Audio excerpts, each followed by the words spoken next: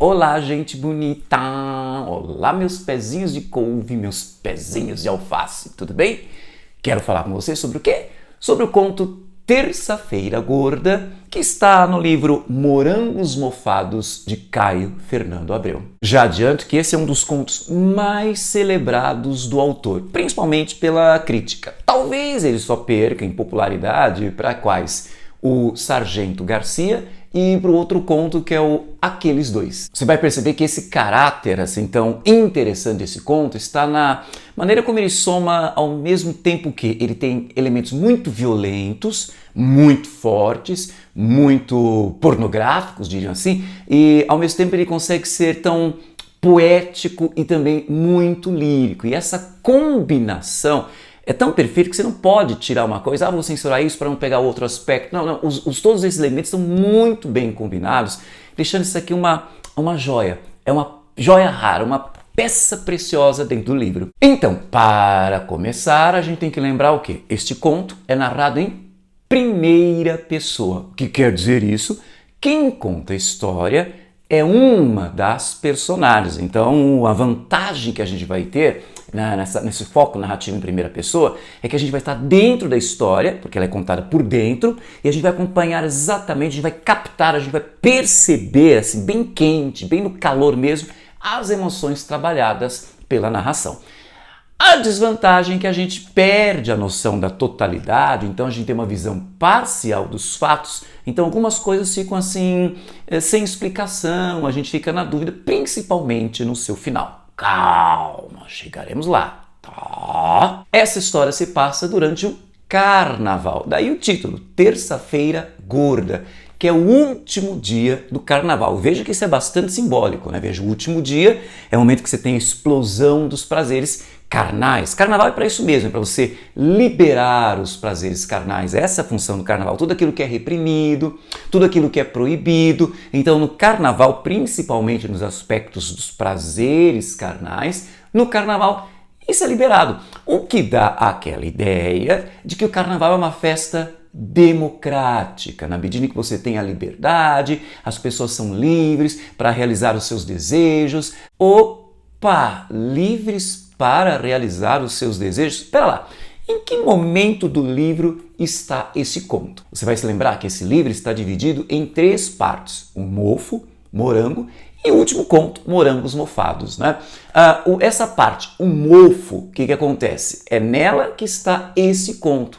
Uai, mas o mofo não é aquela parte que fala do quê? Dos prazeres do ser humano que são castrados por causa de uma sociedade conservadora. Então nós temos sempre histórias de personagens que são massacradas porque o seu lado, né, de liberdade, o seu lado de estar fora do sistema, de ser um outsider, né, em geral por causa da homossexualidade. Então essa personagem é massacrada, né, por causa dessa a sociedade conservadora. E esse conto se passa no Carnaval, justamente no momento que você tem a liberdade de ser o que você quiser. Me aguarde. Mas voltemos à história. Você vê que, olha como eu sou engraçado, né? Só assim mesmo, disperso, brisante, né? Veja, quando eu falo voltemos à história, eu não vou voltar aqui à história, porque, bom, a gente tinha acabado de falar. O Carnaval é uma festa democrática. Democrática por quê? Porque é o momento que você tem a liberdade. Você pode ser quem você quiser, você pode se entregar aos seus prazeres. Mas também tem um outro aspecto democrático do Carnaval, que seria o quê? Durante uma festa de Carnaval, pensa nos bloquinhos que você andou por aí. Você tem essa mistura de classes sociais, pessoas de diferentes etnias se misturam.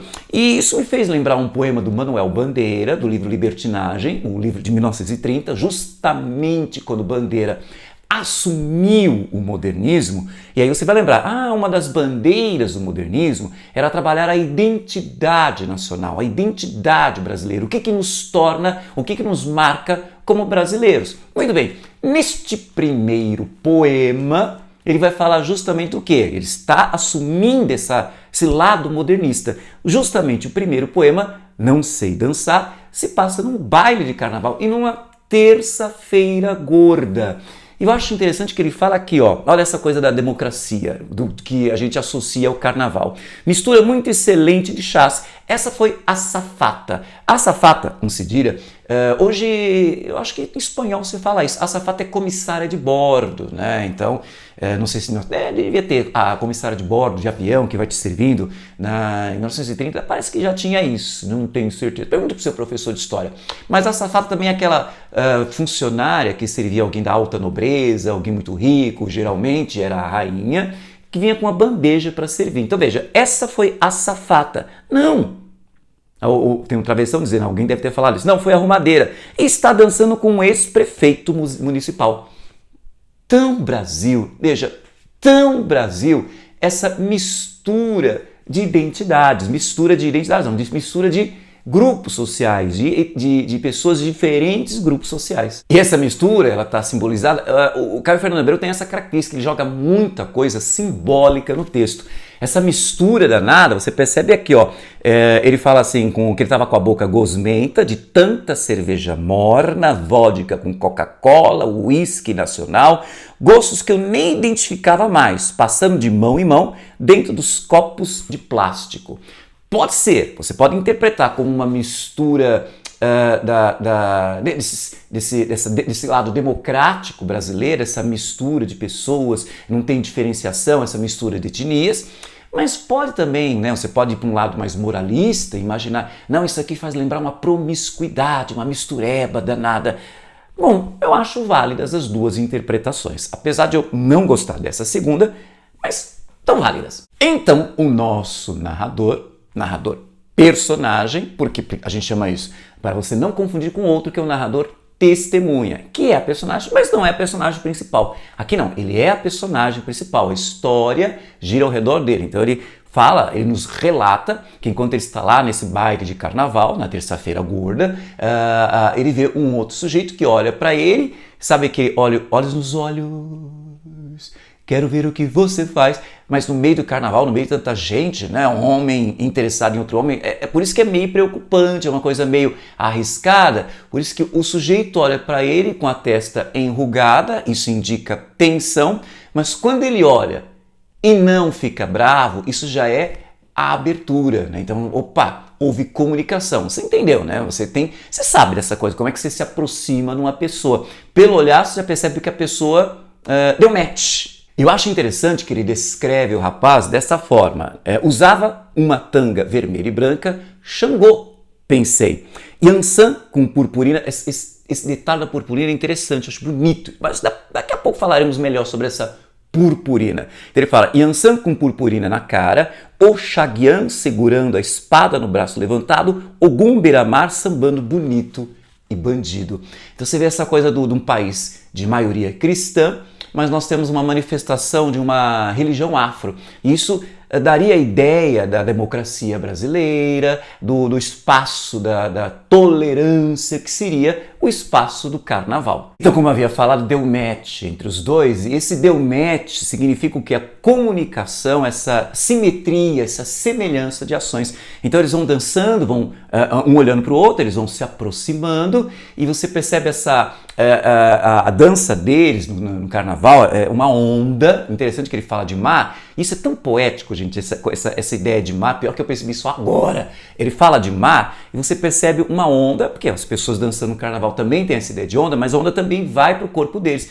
Então vem uma onda que vai da região da cintura até os pés, depois ela sobe. Então essa ideia da onda, essa comunicação que há entre os dois, quer dizer, deu match, os dois estão unidos nos gestos, estão unidos, portanto, na atração, no desejo, um desejando o outro. E veja só outro aspecto que eu achei interessante, que eu percebi agora, né? Que você tem o que? Ele fala, você tem essa, eu falei da movimentação em onda do pessoal no baile, só que o que interessa é a onda dos dois. Que mais? Essa onda que traz essa onda de arrepio, de calor e de sensualidade. Há um outro momento do conto que ele fala que estava todo mundo suado ali, todo mundo dançando aquele baile de carnaval, só que o foco é neles dois. Os dois estão dançando, os dois estão suados. Então, olha, esquece os outros, esquece o social, esquece a coletividade, porque o que nos interessa somos nós dois. Então, esse aspecto, esquece os outros, autoriza a gente ver outro elemento interessante no conto, que veja, aquela coisa dos outros abre caminho, essa visão da coletividade, abre caminho para o estereótipo, para a visão preconceituosa. Então veja, eu quero observar só o meu ponto de vista, um olhando para o outro, esquece os outros. Por isso que abre esse caminho para o seguinte, ele fala que o nosso narrador fala, o nosso protagonista fala que ficou interessado naquele rapaz e era uma atração, e veja que por um acaso é por outro homem. Quer dizer, é atração que não tem nome, atração que não tem sexo. É um ser humano atraído por outro ser humano. Por um acaso, é um homem atraído por outro homem. Quer dizer, não tem nada de errado. E ele foge também da estereotipia quando ele vai se aproximando do outro e ele percebe o seguinte, que ele tem pelos. Né, o peito peludo, e interessante o quê? Foge daquela ideia, né, estereotipada de que o homossexual é afeminado. Nenhum problema em ser, aspas, afeminado, mas existe essa ideia de que o homossexual quer ser mulherzinha. Então quando você vê uma coisa horrorosa, quando você vê um casal de gays, alguém pergunta, mas quem é a mulher do casal? É o estereótipo. Quem é? Ser gay quer dizer, é ser mulher? Não. O Caio Fernando Abreu disse que não, nada a ver. Tanto que o cara está atraído por um sujeito que tem pelos, como eu também tenho pelos, ele também tem pelos. Então, você tem um homossexual que é masculino, tem traços de masculinidade. Veja bem, é aquilo que a sociedade constrói como traços masculinos, tá? Ou seja, eu estou quebrando o estereótipo do que seria um homossexual para a sociedade. Pelo menos a sociedade conservadora, que eu acho que isso já não existe mais. Aí você vai dizer, alô, que professor ingênuo. Então, os dois vão se aproximando até que estão tão próximos que um coloca a mão no rosto do outro, né? E o cara fala, você é gostoso. E eu quero, o quê? Você é gostoso. Porque naquela barulheira do baile ficou difícil ouvir, né?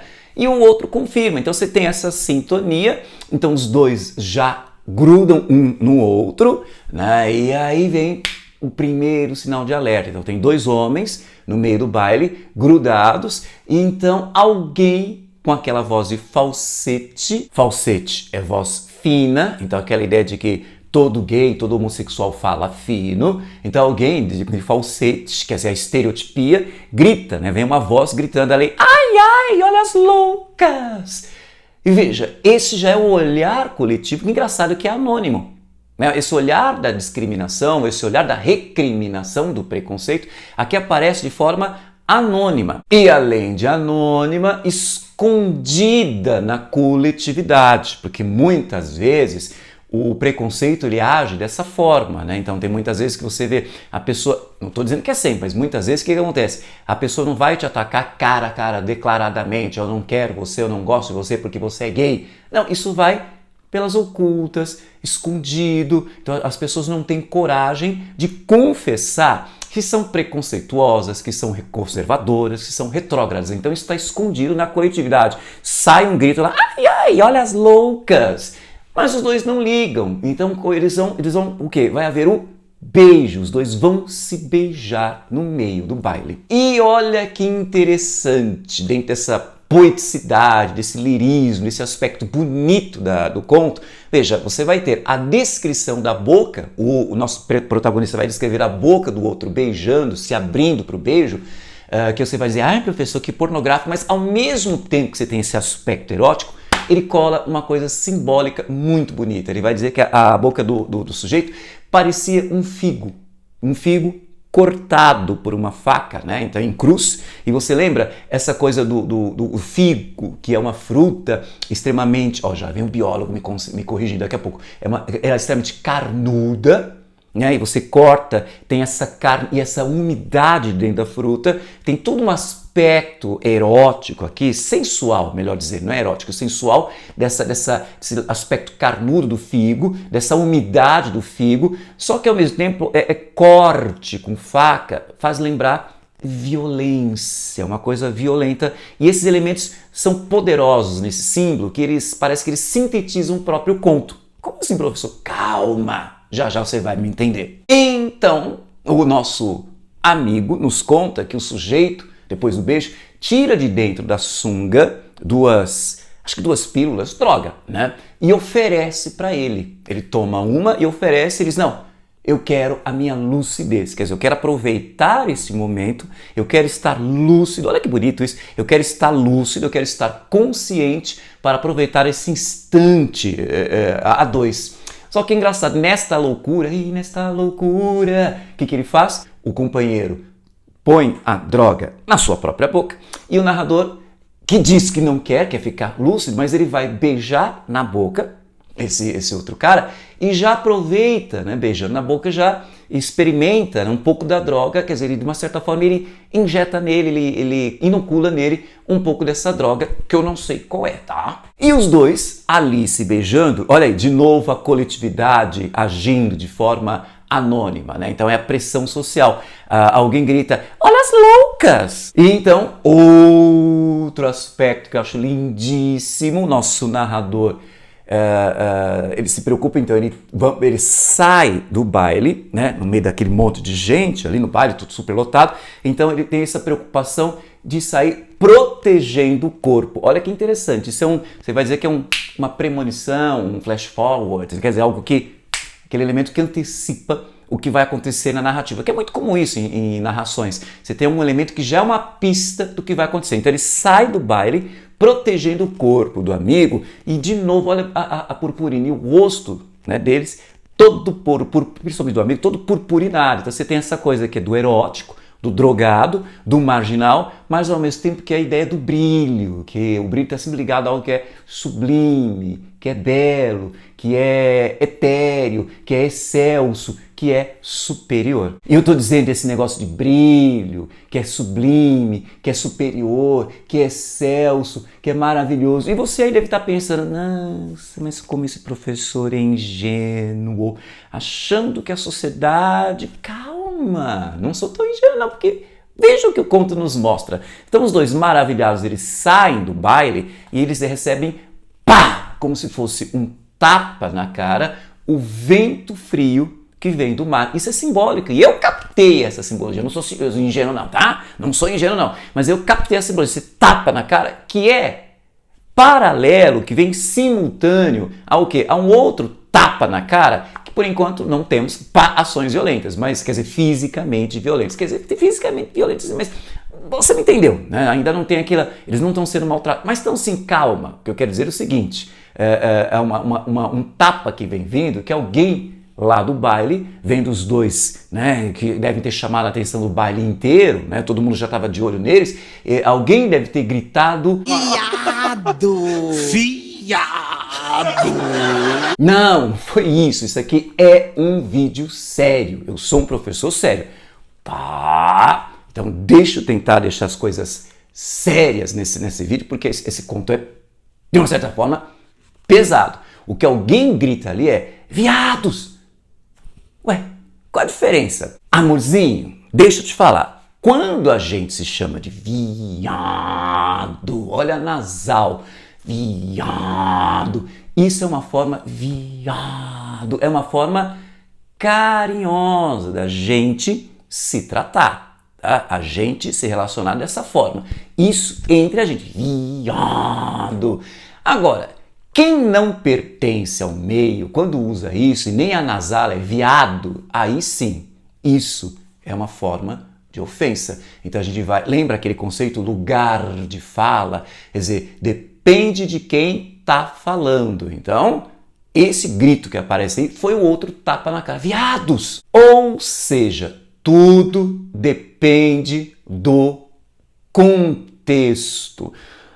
E acho que contexto é exatamente o problema desses dois, porque eles, não sei nem se é problema, porque eles estão curtindo aquele momento a dois, mas eles não estão nem ligando para essa sociedade extremamente preconceituosa, extremamente conservadora, tanto que o desfoque do contexto é tal, por causa dessa entrega, esse momento de tanta erotização, mas o estoque é tão forte que olha que engraçado, dentro do baile, eu lembro que o nosso narrador, ele conta para o companheiro, você sabia que o figo não é uma fruta, é uma coisa que é uma flor que cresceu para dentro? Bom, o teu professor de biologia vai explicar se isso é verdade ou não, mas o que isso tem a ver com esse momento a dois? E quando eles saem do baile, né, depois que leva aquele tapa na cara que é o vento frio, de novo nosso narrador completamente desfocado, ele aponta para o céu e mostra, olha as Pleiades.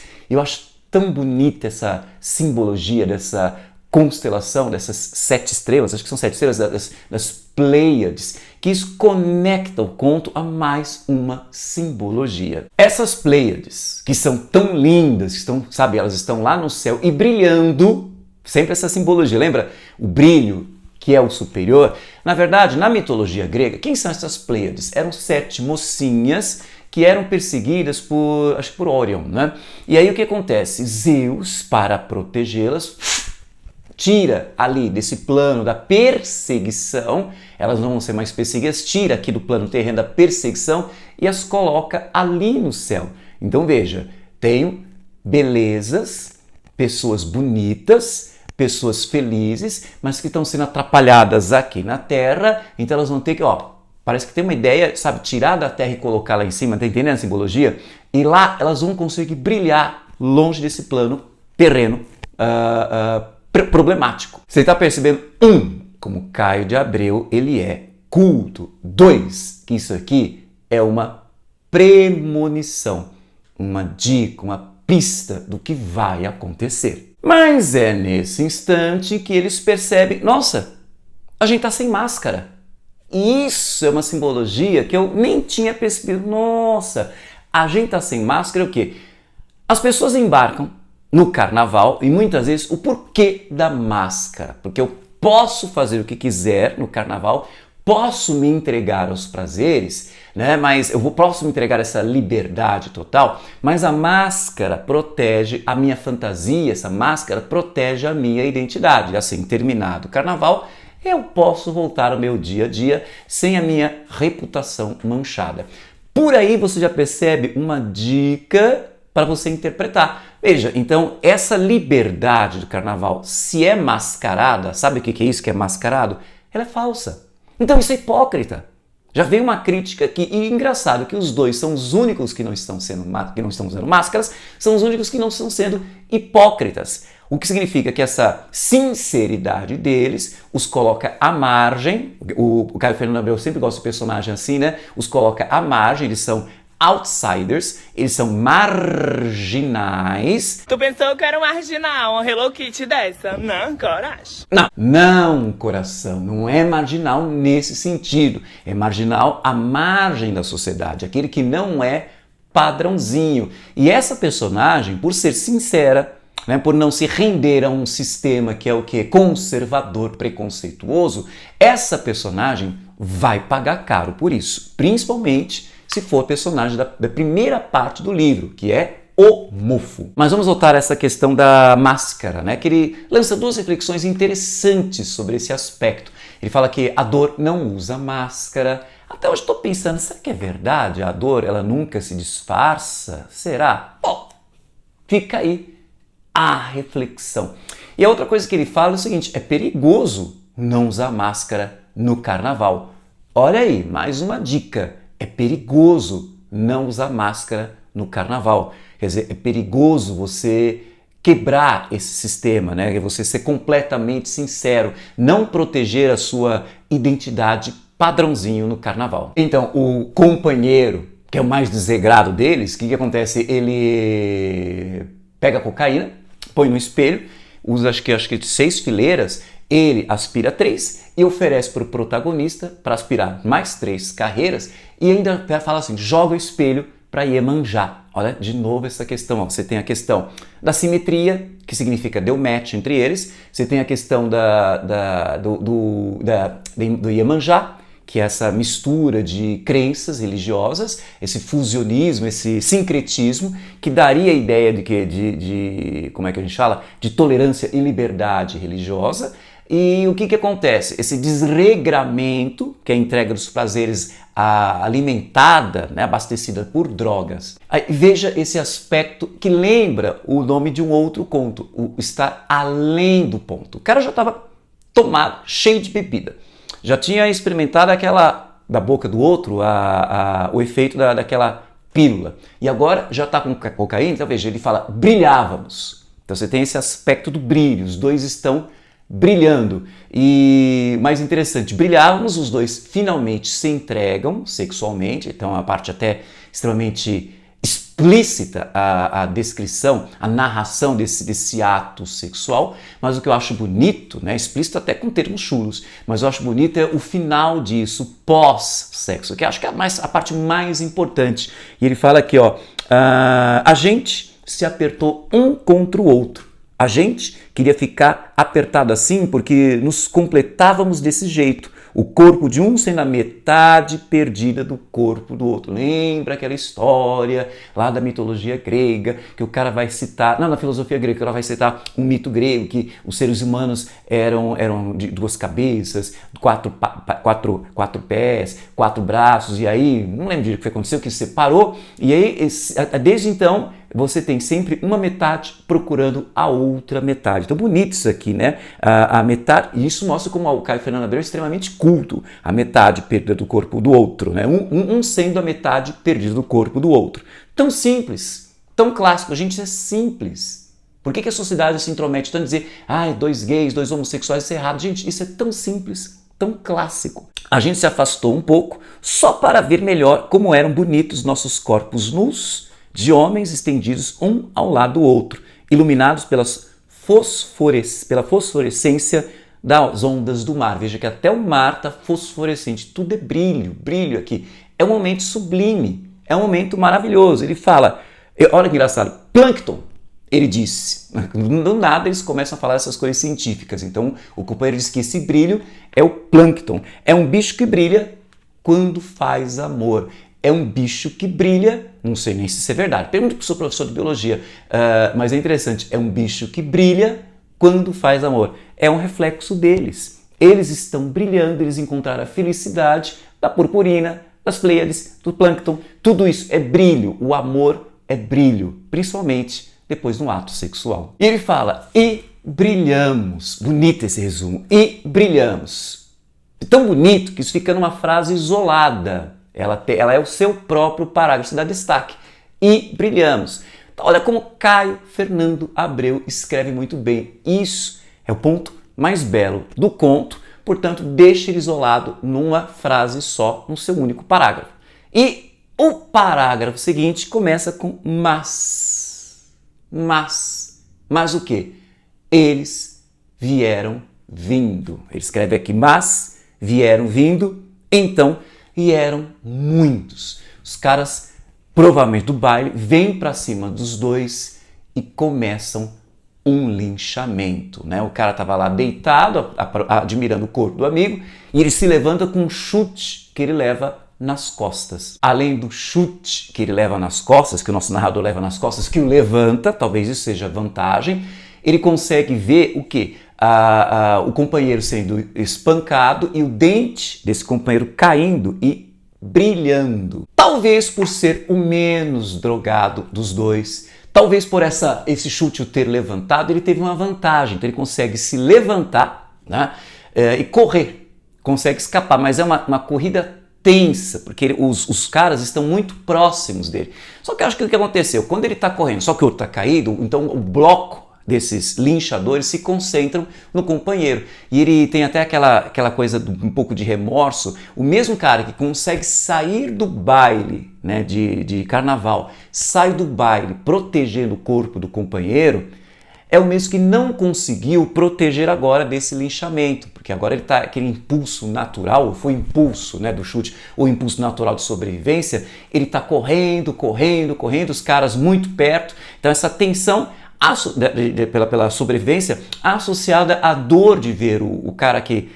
trouxe momentos tão maravilhosos sendo espancado. E aí, como numa cena de cinema, isso é um caráter muito cinematográfico, e o Caio Fernando Abreu, em toda a sua cultura, ele tem essa comunicação de música, tanto que tem aqui essa playlist que eu fiz aqui, com as músicas que são citadas nos 6 contos desse livro que foram escolhidos pelo vestibular da Unicamp. Então você pode ouvir as músicas que, de uma certa forma, elas também acrescentam informações para a interpretação da obra. Acho que talvez num outro momento eu fale essa questão das músicas. Mas enfim. Então, enquanto ele está correndo, as últimas coisas que ele nos relata, que o nosso narrador nos relata. Então, as únicas coisas que ele lembra, o que será que ele conta pra gente? Por que eu falo que é cinematográfico? Porque são 3 imagens que vão se sobrepondo. As 3, né, vão se colocando uma em cima da outra, elas são simultâneas. A primeira imagem que vem é a do corpo do seu companheiro, suado no meio do baile, dançando, se aproximando do corpo dele, narrador também suado no meio do baile, dançando. A outra imagem é a das Pleiades, que é engraçado, ele compara uma raquete de tênis, mas você tem que lembrar disso, são as 7 estrelas brilhando, as perseguidas que brilham lá no céu, porque aqui não tem espaço para elas. E a terceira imagem que se mistura às outras duas é a de um figo caindo, pá, e se espatifando no chão, espalhando aquela sua parte sumarenta, aquela parte interna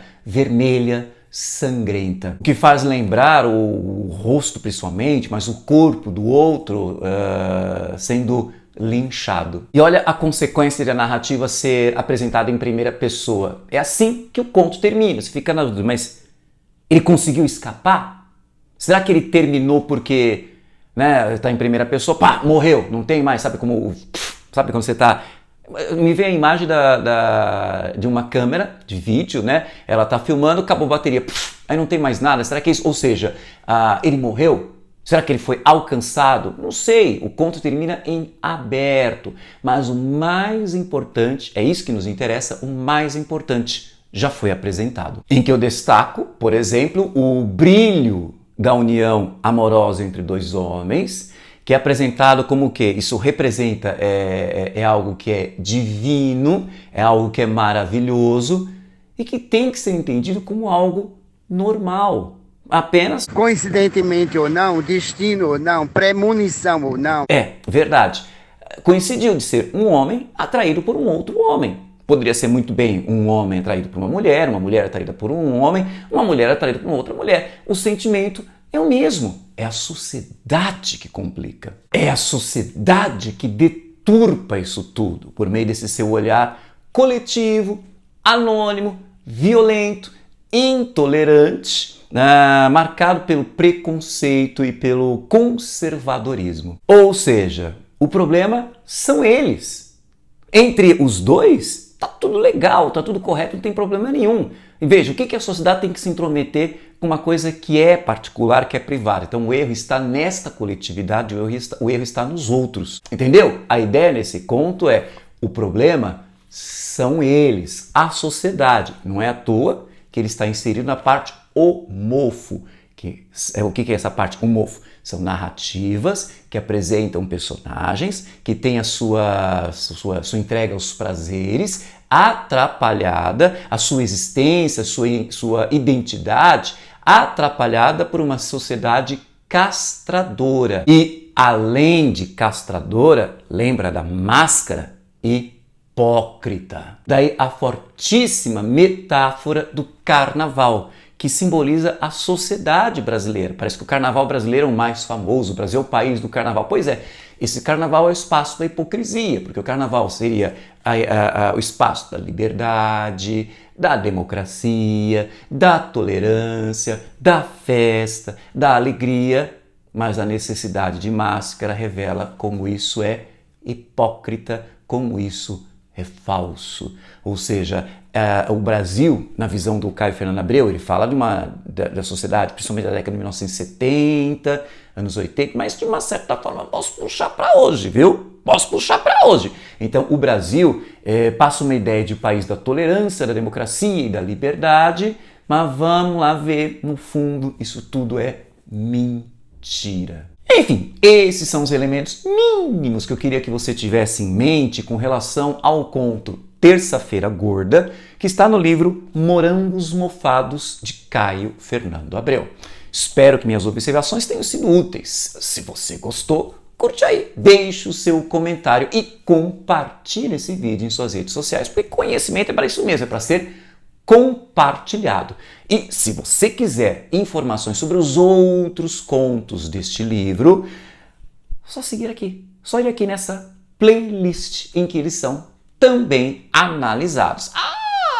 Analisados faz lembrar o quê? E não se esqueça de se inscrever no nosso canal e de ativar o sininho para ficar sabendo em primeira mão de todas as nossas novidades. Um beijo, sabor morangos, não mofados, tá?